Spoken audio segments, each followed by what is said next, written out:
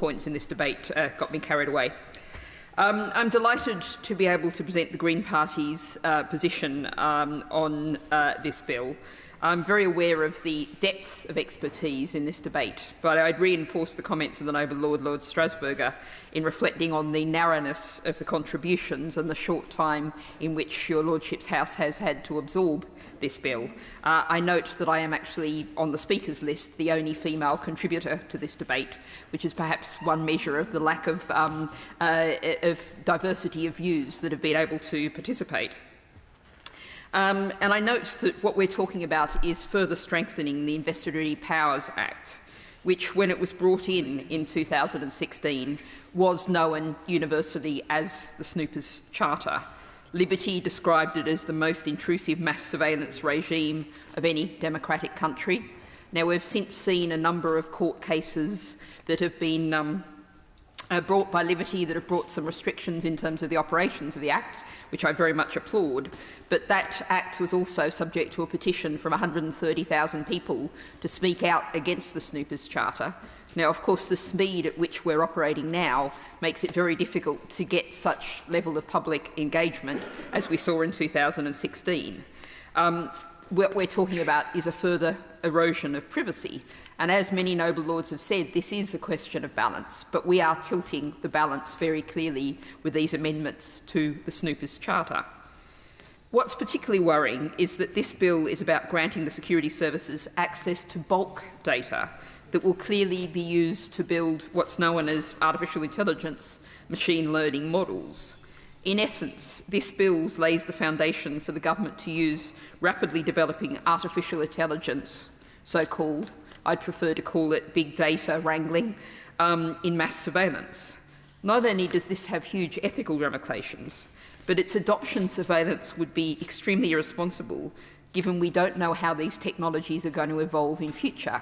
We've talked about trying to keep up with where they are, but actually we're potentially opening the door to let them race ahead much further than we can currently comprehend as we stand in the House today.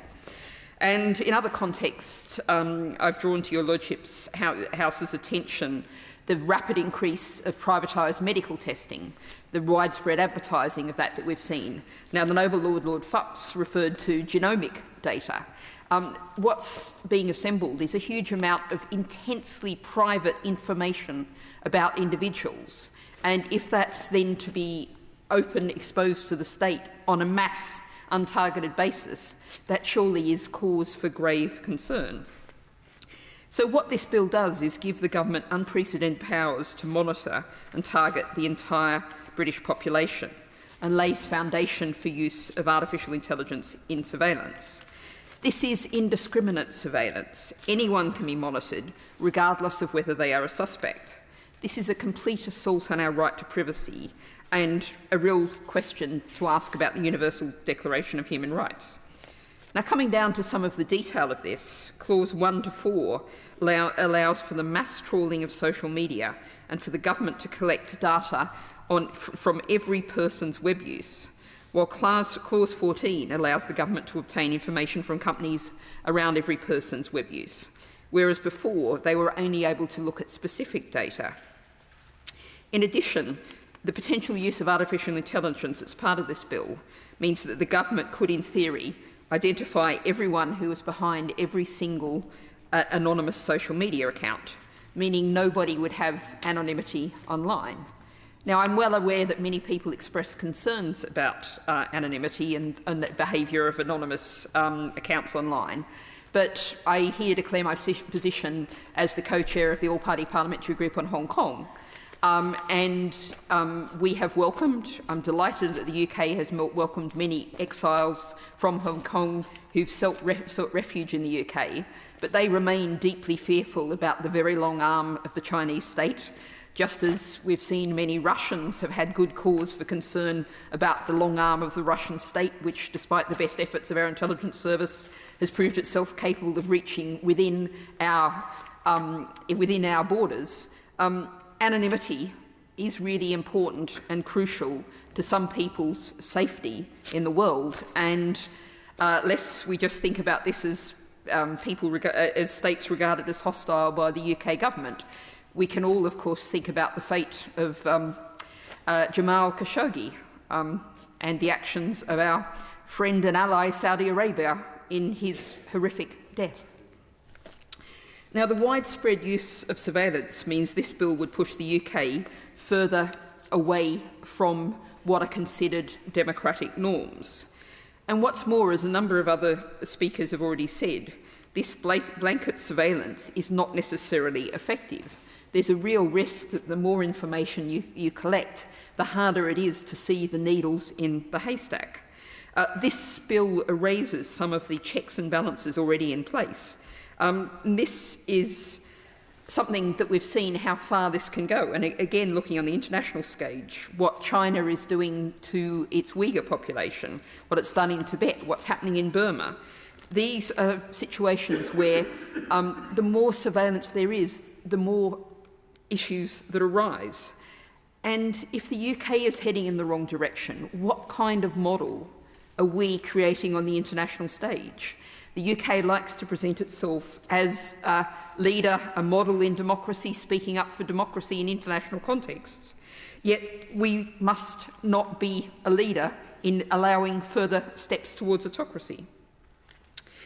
We really need to focus on the fact that also, as I think it was the Nobel Lord Coker who said, the way in which these technologies have often been used in discriminatory ways. We know that the police certainly have unfairly singled out people based on their identity, and that has had dangerous, damaging consequences, both in terms of its treatment of individuals, but also in terms of communities' views of the police and our security services.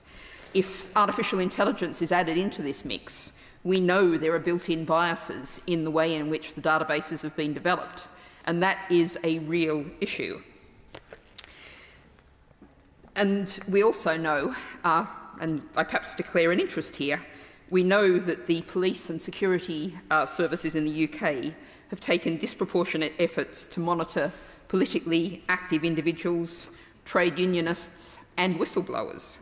Providing police and the security service with greater surveillance capacities mean that those people who are acting democratically in our society could be subject to further, in fact I would say almost certainly will be subject to further unwarranted surveillance. And I note, as a number of other Nobel Lords have said, the concern about Part 5 of the bill, which allows the Prime Minister's powers to approve interception and examination of MPs' communications, being extended further. This is a cause for grave concern. Now, to conclude, my Lords, I'm going to share with you an experience from the weekend. On Saturday, I was at a protest against the proposed new coal mine in Whitehaven in Cumbria. That's a new coal mine opposed by, among other members of your Lordship's House, the Noble Lord Stern of Brentford, who was making similar points to I was making about what it's doing to internet messages we're sending to the international community. No time for a new coal mine was the slogan. At that protest, there were about 100 or so people supporting the protest, the four of us who were speaking, who had all advertised this fact on social media beforehand. And for nearly all of the 2.5 hours we were there, flying above us was what I am told was a police drone. There was at this protest of 100 people, all advertised entirely peaceful with no plans for direct action, at least I counted 6 police officers, one of whom filmed myself, my own contribution, and all of the other contributions. That's the experience that people peacefully protesting within the UK have today. And I would also point out another story out on the weekend, that 15 government departments are monitoring the social media activity of potential critics and compiling files to block them from speaking at public events. This is the experience that people have of the UK state today. We have reductions, savage reductions in the right to protest. We have deeply concerning directions of travel. and this bill is a further step in that direction. My Lords, stimulation